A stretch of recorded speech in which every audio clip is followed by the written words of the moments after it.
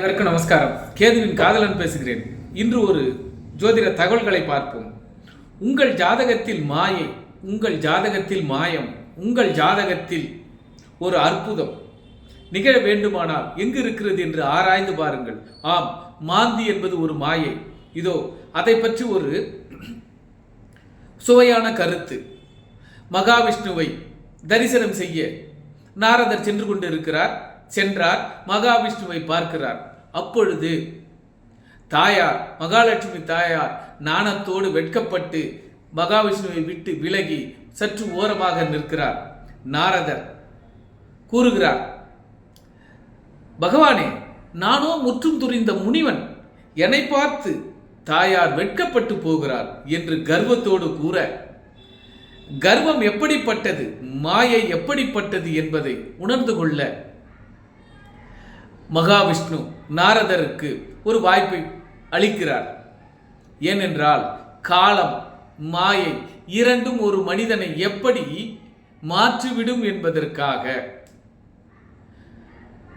ஒரு கதையை கூறுகிறார்.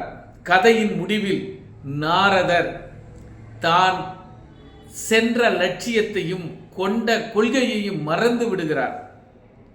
காலப்போக்கில் இறைவன் மீண்டும் அவருக்கு காட்சி கொடுக்க, ஐயோகோ இறைவா, நான் காலத்தின் பிடியிலும் மாயத்தின் பிடியிலும் சிக்கி உழண்டுகிறேன். மனிதனாக யாராக இருந்தாலும், மனிதனாக யார் பிறந்திருந்தாலும் இந்த மாயத்தில் சிக்க வேண்டும், சிக்கி சீரழிய வேண்டும் என்பது விதி.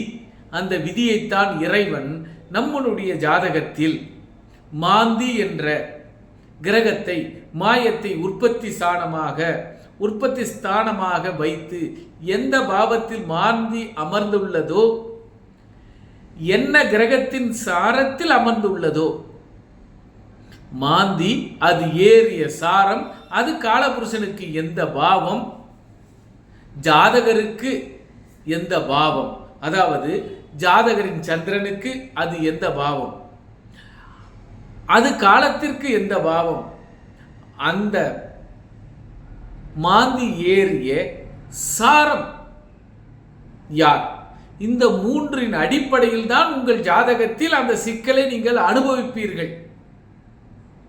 சோதனை செய்து பாருங்களேன். மாயம் என்பது என்ன, மாய விளையாட்டு என்பது என்ன, மாயங்கள் எப்படி வேலை செய்யும்.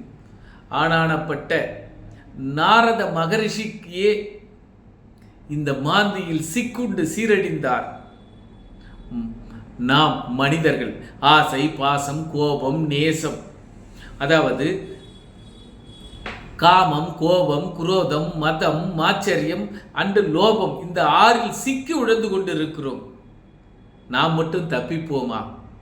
இல்லையே. ஆனால் ஒவ்வொருவரும் நீங்கள் உணர்ந்து கொள்ளுங்கள்.